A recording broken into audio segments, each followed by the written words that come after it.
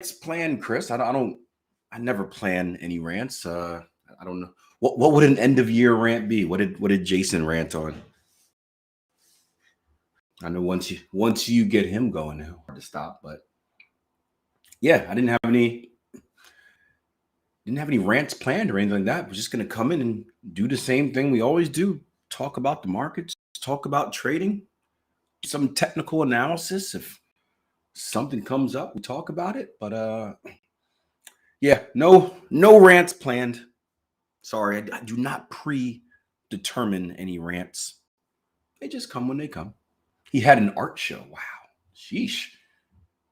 Bells and whistles and fireworks, and were there dancing girls and fog machines as well? Rain says he kept us in suspense. He went through his pairs and we had a show and tell. Nice. All right. Well, hate to disappoint, but we're just gonna come in and do some trading stuff today.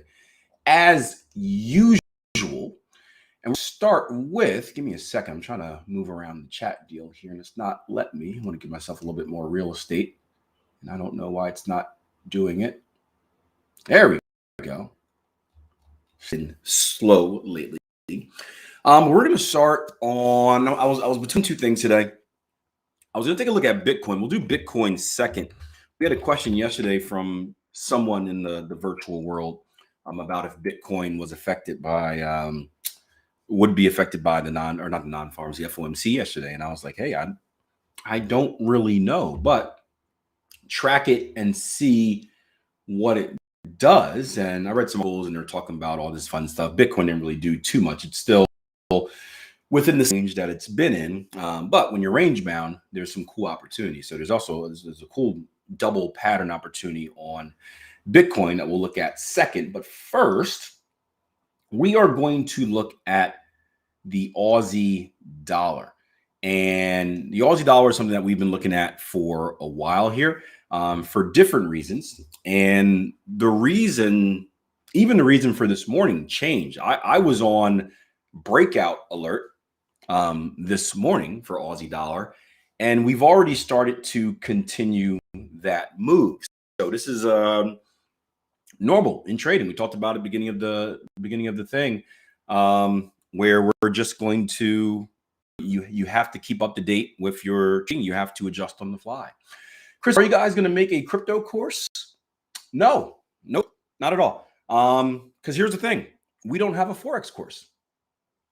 We don't have a stocks course. We teach technical analysis. And that is going to be the same across any market, whether you're trading options, whether you're trading crypto, whether you're trading stocks, whether you're trading indices. Technical analysis is going to be the same across the board. So I don't think there's any specific, there's no reason, unless you're going from, there's no reason to teach a specific course for Forex analysis versus crypto analysis versus stock analysis, because it's all going to be the same. Now, the difference comes with your approach of trading. Now, there's a difference between being a trader and an investor, right? So those are two massive differences. There's going to be a shift from, trader is, again, obviously, in my opinion, it is going to be much more technical heavy because you're short-term bias than investing. Investing is going to be a lot more fundamental heavy. So I always look at things as being a swap, right? We're trading technicals first, fundamentals second, investing fundamentals first, technicals second. And even with investing, it depends on the duration that you plan on holding the investment. But no crypto course. It would not be a wise use of our time. So no. We only do things that are wise uses of our time, and making a course developed for specifically crypto is not a wise use of it.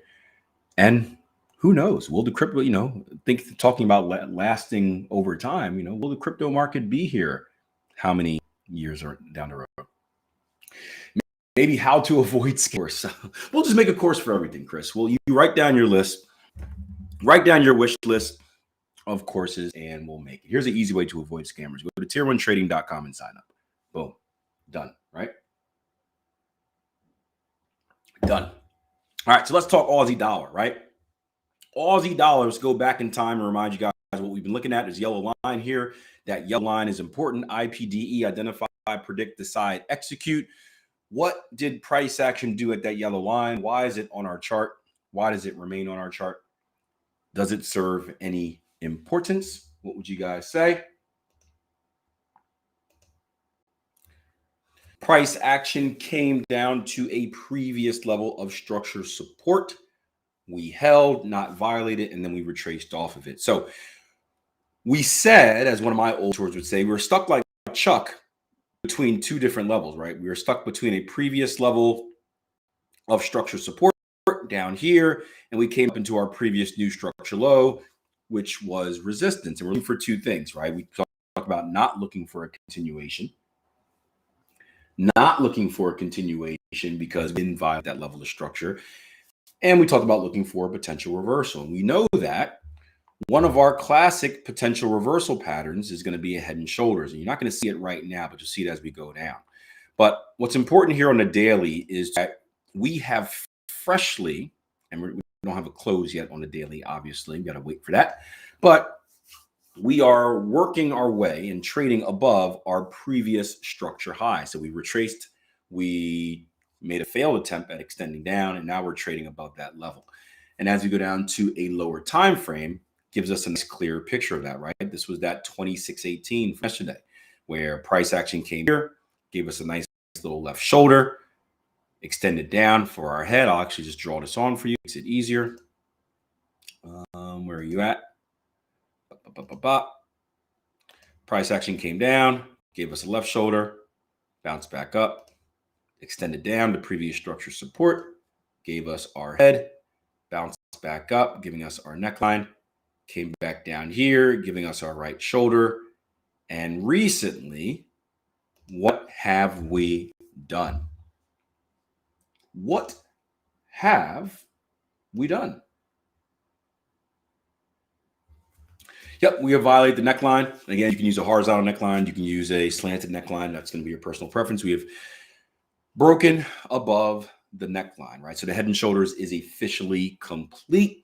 We would now expect a continuation higher. So let's give a think on if we were to continuate, where would we continuate to? And this is a tough one, right? Because we got sloppy and choppy price action coming down on the left-hand side, meaning it's not a real smooth flow. It kind of trickled down. So this is one where it's really going to put your technical skills to the test. Now, there is a level that stands out for me, but before I tell you, I'm going to ask you guys, is there a level that stands out to you? Feel free to type it in. It's always a fun exercise. I love doing this. Again, it's not to influence you or discourage you, but I think it's awesome to see different traders and their different ideas on where they think price action can go. And many times our traders learn something. We're like, hey, I never thought about that level. You know what? My eyes skipped right over that, but that's a pretty darn good level. Amari says 72.50. Whoop, whoop. That's the sound of the police. 72.50.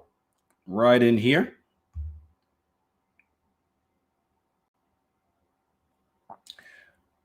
Chris says around the 1300 hour. You got to give me a price point, Chris. It says 72.80s, a little bit higher. 72.80s, up here. Start down a little bit. There we go. About right there. Anyone else?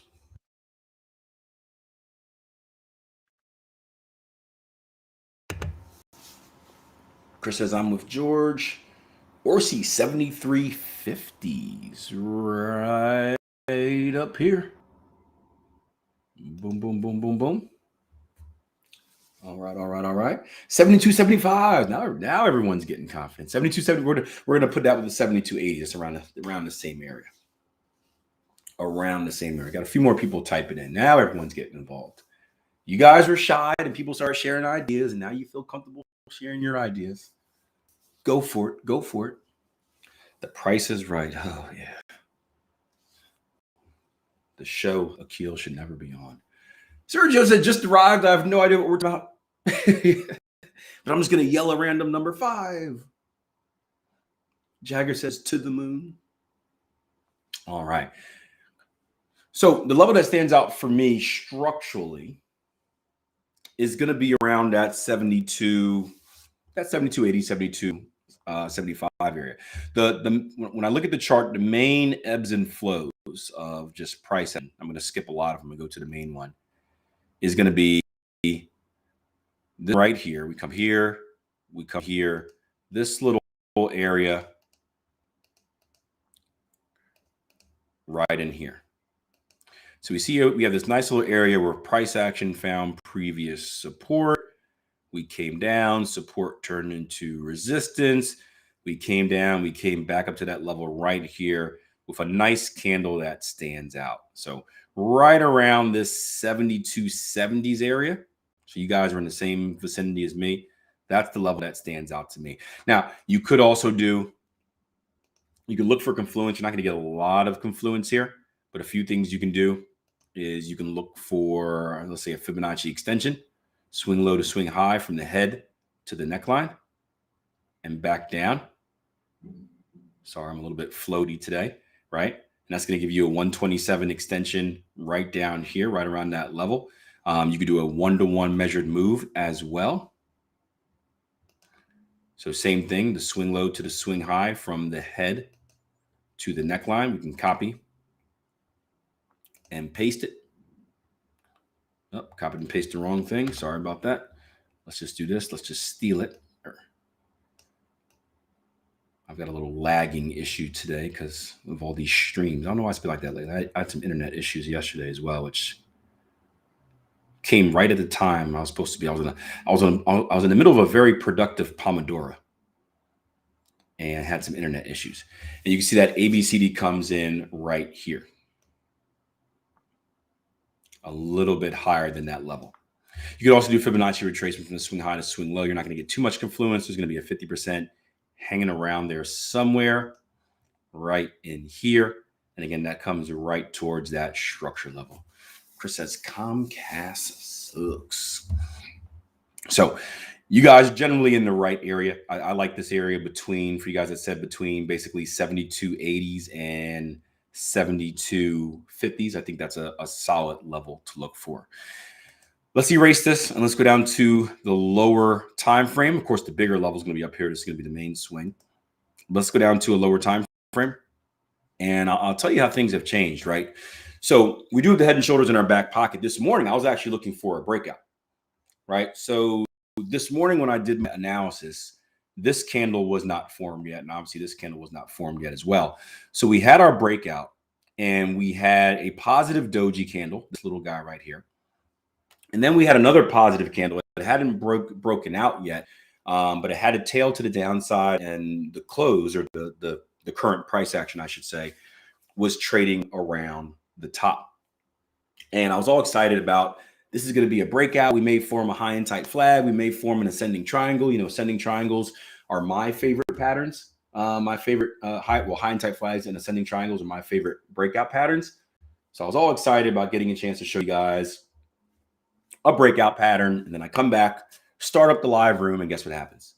It's already continuing higher. So you got to adjust the plan a little bit. And there's two things we can do here. One, again, head and shoulders, wait for the retest of the neckline. Momentum is starting to slow, right? Wait for, I'm not going to redraw the neckline out there, but wait for the pullback. And then look for your opportunity to buy it up. If you are a lower time frame trader, we can go down to the range bar charts a little bit later. Again, you know your range, right? You know that your range is from here to 72.50s or 72.80s or 73.50s, right? So draw out the same zone that we did yesterday, right? And then go down to a lower time frame, and every single time we get a pullback, if that's your style of trading, of course, then that's going to give you an opportunity to buy. So decent opportunity here on Aussie dollar.